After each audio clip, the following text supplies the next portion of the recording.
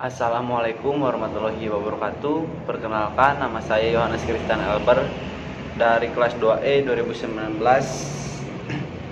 nomor NPM 192191190. Kali ini saya akan menjelaskan tentang pembelajaran teori belajar mengajar motorik yang materinya yaitu proses dan kondisi belajar gerak. Yang satu ada proses belajar gerak. Jadi proses belajar gerak pada hakikatnya berbeda dengan proses belajar yang lain, berbeda dengan proses belajar kognitif dan proses belajar efektif. Perbedaan yang ada bersumber dari aspek-aspek yang domain. Keterlibatannya di dalam proses belajar yang domainan keterlibatannya dalam proses belajar gerak adalah aspek fisik dan psikomotor. Yang dominan keterlibatannya dalam belajar kognitif adalah aspek pikir, sedangkan yang dominan keterlibatannya dalam belajar efektif adalah aspek emosi dan perasaan. Yang kesatu ada fase kognitif. Jadi kognitif itu merupakan fase awal dalam belajar gerak keterampilan. Fase awal ini disebut fase kognitif karena perkembangannya yang menonjol terjadi pada diri pembelajaran adalah belajar menjadi tahu tentang gerakan yang dipelajarinya, sedangkan penguasaan geraknya sendiri masih belum baik karena masih dalam taraf pencobaan gerak. Fase kognitif, proses belajar diawali dengan aktif berpikir tentang gerakan yang dipelajarinya. Yang kedua ada fase asosiatif. Fase asosiatif merupakan fase kedua dalam belajar gerak keterampilan yang membatasi antara fase kognitif dan fase asosiatif adalah dalam hal rangkaian gerak yang biasa dilakukan oleh pelajar.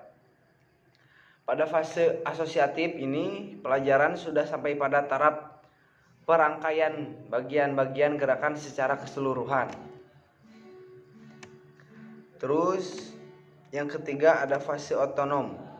Jadi fase otonom ini bisa dikatakan sebagai fase akhir dalam belajar gerak. Fase ini ditindak dengan tingkat penguasaan gerakan dari mana pelajaran mampu melakukan gerakan keterampilan secara sistematis. Pelajaran bisa melakukan rangkaian gerakan keterampilan secara otonom dan secara otomatis. Gerakan bisa dilakukan secara otonom, artinya bahwa pelajaran mampu melakukan gerakan keterampilan tertentu walau pada saatnya bersamaan ia harus melakukan aktivitas lain.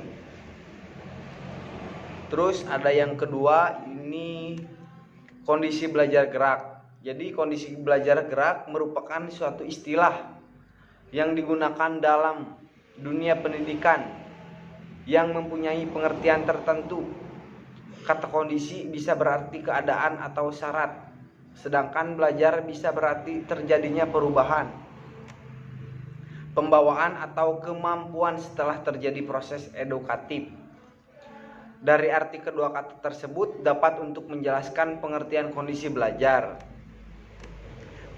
Kondisi belajar ini adalah suatu keadaan yang diperlukan agar proses bisa berlangsung sesuai dengan tujuan yang hendak dicapai.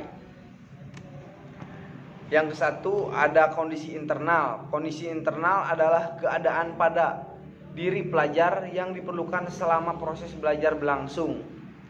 Selama proses belajar gerak, pelajar perlu yang satu ada berusaha mengingat bentuk bagian-bagian gerak yang dipelajarinya.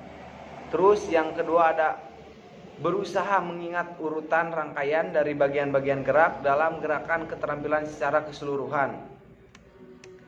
Yang kedua ada kondisi eksternal. Jadi kondisi eksternal ini dalam pelajaran gerak adalah keadaan luar diri pelajar yang mempengaruhi proses pembelajarannya.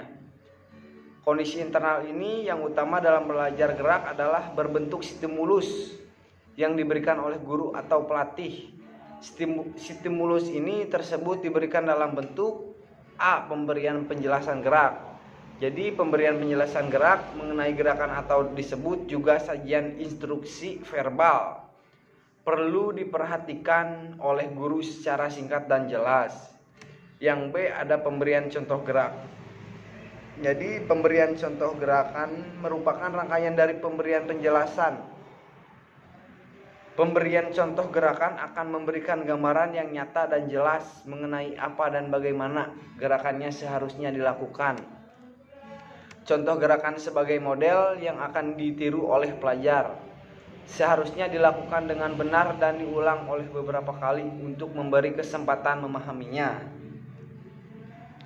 Yang C. Ada penyampaian umpan balik. Umpan balik adalah informasi yang diperoleh oleh pelajar setelah mempraktikkan gerakan mengenai benar atau salahnya gerakan yang telah dilakukan. Berdasarkan sumbernya, umpan balik dapat dibedakan menjadi dua macam. Yang satu ada umpan balik internal, yaitu umpan balik yang diperoleh secara langsung pada saat gerak dilakukan. Yang kedua ada umpan balik eksternal, jadi yaitu umpan balik yang diperoleh melalui informasi yang didengar. Pemberian umpan balik adalah penting, tetapi hendaknya dilakukan secukupnya.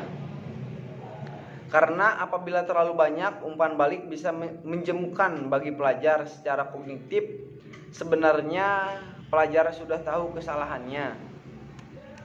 Jadi kesimpulan materi hari ini yaitu adalah proses dan kondisi belajar gerak merupakan suatu kegiatan gerak yang saling berkeseimbangan atau berkesinambungan satu sama lainnya.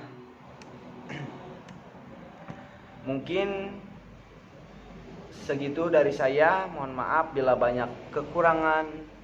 Assalamualaikum warahmatullahi wabarakatuh.